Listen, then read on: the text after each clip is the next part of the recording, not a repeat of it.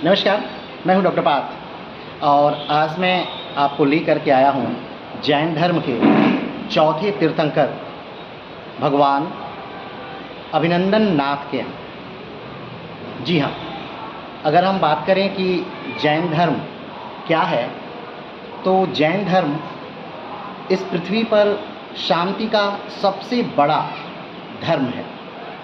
एक ऐसा धर्म जिसमें अहिंसा को सबसे बड़ा हथियार मानते हैं, यानी आप अपनी सांस की गर्मी से भी किसी जीव को कष्ट पहुंचा सकते हैं, ये इस धर्म की मान्यता है। आप अपने पैरों के चलने से भी किसी जीव को मार सकते हैं, उसे भी बचाने की इसमें प्रथा है।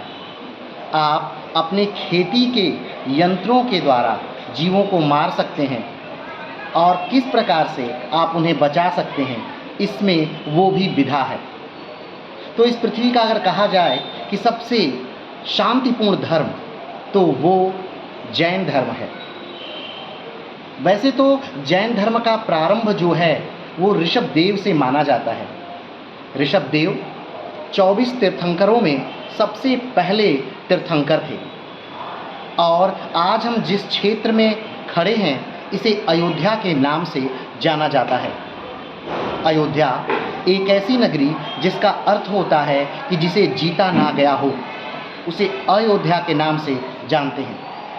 अयोध्या में जैन मुनियों की परंपरा में कुल 5 मुनियों का जन्म स्थान यहाँ अयोध्या में माना जाता है। पहले जैन मुनि ऋषभनाथ जो पहले प्रथम थे, उनका जन्म स्थान अयोध्या क्षेत्र ही था। उसके बाद दूसरे जैन मुनि अजीतनाथ, उनका भी जन्म स्थान यहाँ अयोध्या क्षेत्र ही था। तीसरे भगवान अभिनंदन नाथ जो चतुर्थ जैन मुनि थे, उनका भी जन्म स्थान यहाँ अयोध्या क्षेत्र में ही था। उसके उपरांत सुमतिनाथ जो पंचम भगवान रहे, उनका भी जन्म स्थान अयोध्या क्षेत्र ही रहा। उसके बाद अनंतनाथ, उनका भी जन्मस्थल जो 14वें जैन मुनि रहे, उनका भी जन्मस्थल ये अयोध्या ही रहा। आज हम अभिनंदन नाथ यानी चतुर्थ जैन मुनि के समक्ष उपस्थित हैं।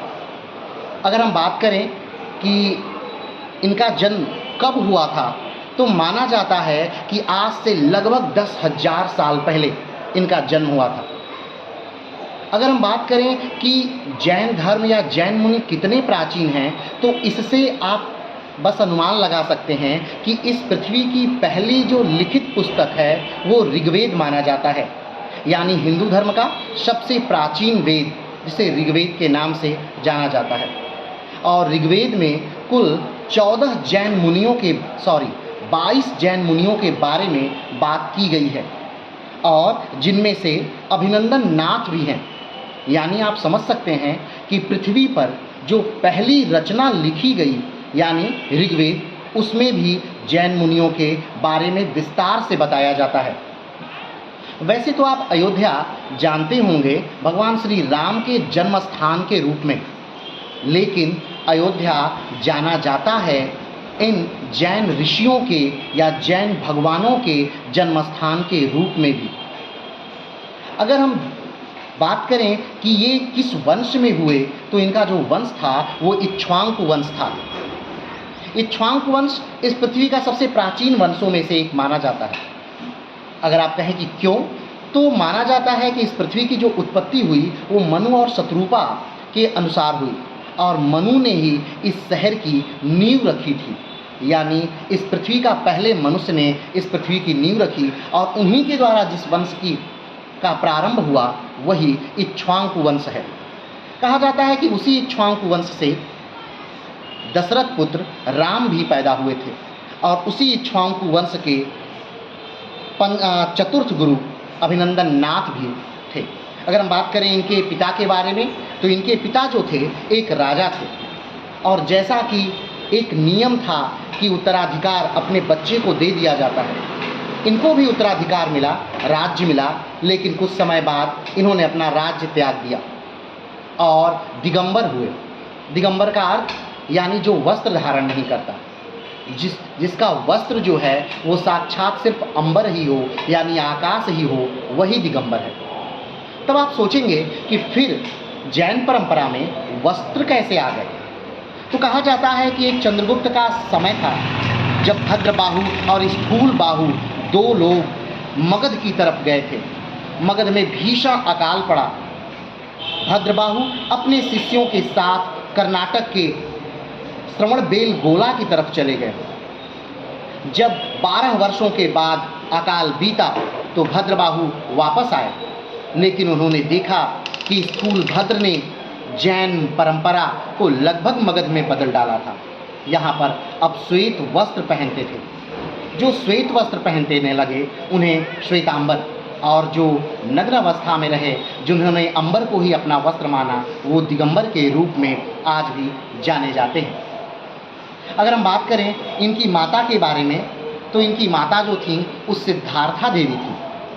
सिद्धार्था देवी अगर देखा जाए तो बहुत ही बेहतरीन महिला थी।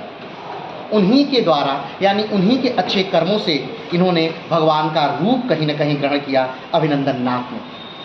तो जब भी कभी आप अयोध्या आइए तो आप अपने इष्ट देव से ज़रूर मिलिए, लेकिन अभिनंदन नाथ को से मिलना ना भूलिए, या ऋषभ नाथ से मिलना ना भूलिए, या अजीत नाथ जी से मिलना ना भूलिए, या सुमति नाथ या आनंद नाथ के यहाँ जाना ना भूलिए, क्योंकि ये पृथ्वी के सबसे बेहतरीन धर्मों में से एक धर्म जैन धर्म है, और पृथ्वी के सबसे प्राचीन धर्मों में से एक धर्म जैन धर्म है, और सबसे शांतिपूर्ण धर्मों में से एक धर्म जैन धर्म है।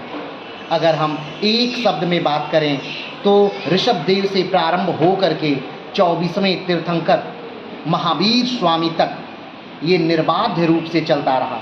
और आज भी बस ये सोचने का विषय है कि अगर किसी शहर में किसी हिंदू 5 भगवानों का जन्म स्थल हो तो सोचिए वो कितना बड़ा स्थल हो जाएगा। लेकिन अयोध्या में 5 भगवानों का जन्म स्थल होते हुए भी जैन कितना शांत है। आज तक लोग ये ही नहीं जान पाए कि अयोध्या जैनियों का गढ़ है। तो जब भी कभी आप अयोध्या आइए तो भगवान श्री अभिनंदन नाथ के चरणों में ज़रूर अपने आप को समर्पित कर दीजिए। आज के लिए इतना ही, फिर मिलते हैं एक नए वीडियो के साथ, एक नए स्थान के साथ। तब तक के लिए नमस्कार, धन्यवाद, जय हिंद।